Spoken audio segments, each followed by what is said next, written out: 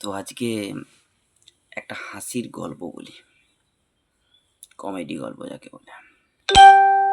শেষ পর্যন্ত শুনবে মন দিয়ে, মজা পাবে, বেশি সময় না।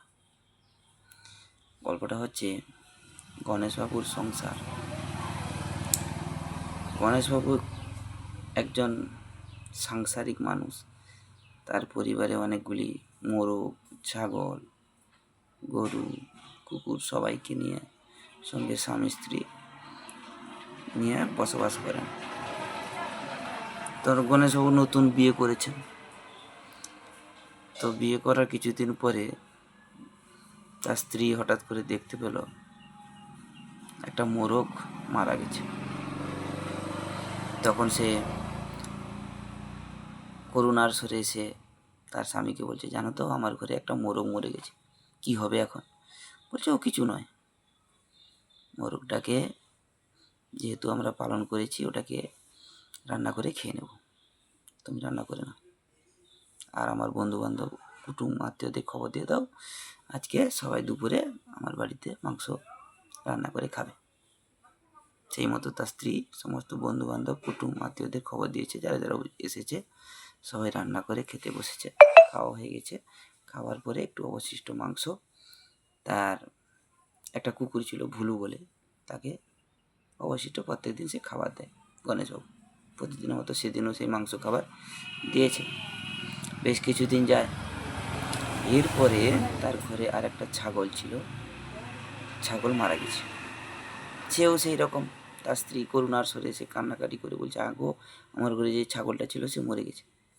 তখন গণেশ বলছে, ও কোনো ব্যাপার না, তুমি ছাগলটাকে ভালো করে রান্না করে খেয়ে নেওয়া। এরপর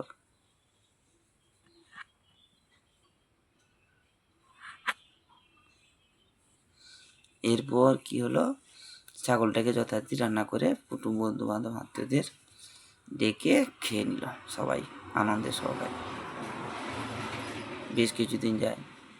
এরকম যেতে যেতে একদিন তার স্ত্রী তার স্বামীকে বলছে, আমি আজকে দুপুরে তাড়াতাড়ি রান্না করে ফেলেছি, চলে এসো, খেতে বসে যাও।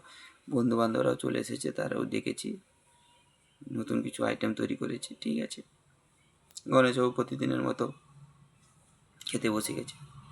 খাওয়া দাওয়া শেষ করার পরে তার খাবার যে প্রত্যেক দিন যে অবশিষ্টাংশ কিছু খাবার তার কুকুর ভুলুকে দেয়, সেও সেরকম ভুলুকে দেবে। তার শালা সম্বন্ধীরা এসেছিল, তারা বলছে, জামাইবাবু আজকে রান্নাটা কিন্তু দুর্দান্ত হয়েছে। সবাই খাওয়া দাওয়া হয়ে গেছে। তারপরে কি করছে, সেই অবশিষ্টাংশ খাবার বলছে, আমার ভুলুটা কোথায়, ভুলুকে দিতে হবে খাবারগুলো।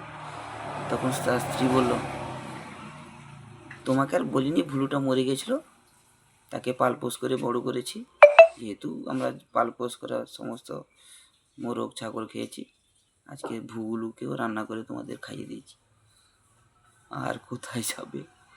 যত বন্ধু বান্ধব কুটুম আত্মীয় স্বজন তারা উপস্থিত ছিল, তারা সেই কথা শুনে সবার বমি উগড়ে পড়ছে। কুকুর মাংস খাইয়ে দিয়েছে তার স্ত্রী সবাইকে। সে এক কাণ্ড, বিচ্ছিরি কাণ্ড। ভালো লাগলো গল্পটা?